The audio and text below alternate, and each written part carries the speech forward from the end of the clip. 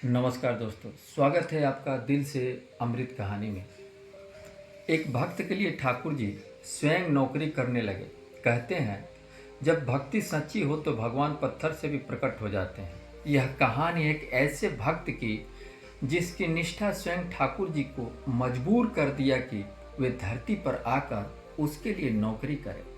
सुनने में अजीब लगता है, पर जब प्रेम सच्चा होता है तो भगवान भी अपने भक्त सेवक बन जाते हैं। एक छोटा सा गांव था वृंदावन के पास। वहाँ एक गरीब ब्राह्मण रहता था, नाम था हरिदास।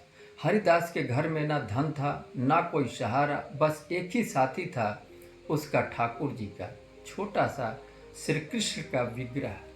वह सुबह उठकर ठाकुर जी को स्नान कराता, भोग लगाता, आरती करता और फिर किसी की खेत में मजदूरी करने चला जाता।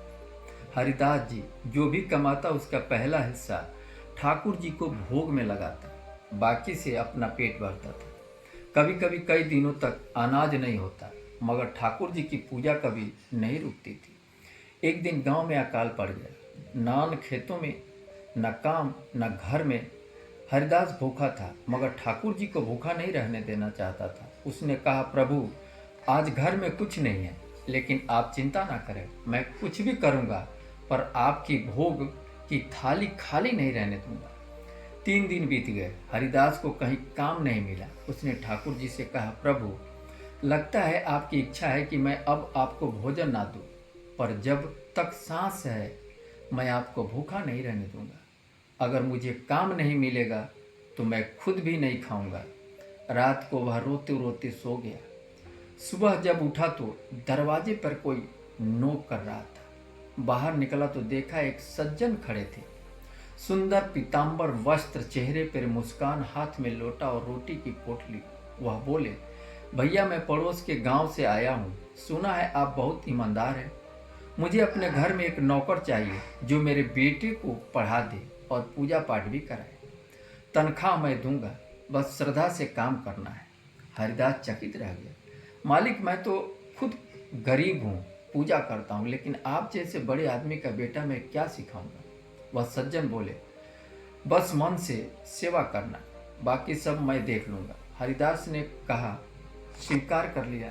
हर सुबह वह उसी घर जाता, पूजा करता, मंत्र सिखाता और जब लौटा तो तनख्वाह के साथ थाली भरकर भोजन भी मिलता। अब ठाकुर जी की रोज भोग लगाने लगा। हरिदास के घर में फिर से हंसी लौट आई। एक दिन हरिदास ने सोचा, जिस घर में मैं काम करता हूँ वहाँ का मालिक कितना दयालु है। कभी देखा नहीं कि वह कुछ खाता है, बस मुस्कुराता रहता है। उसने निश्चय किया कि अगली सुबह जल्दी जाकर देखें कि वह सज्जन रहते कहाँ हैं। वह पहुंचा तो देखा घर गायब, चारों ओर खुला मैदान, बस एक तुलसी का पौधा और ठाकुर जी की वही मूर्ति जो उसके मंदिर में थी। हरिदास के पैर कांपे। उसी क्षण भीतर से आवाज आई, भक्त यह वही ठाकुर है जो तेरी सच्ची भक्ति से प्रसन्न होकर तेरे लिए नौकरी करने आया।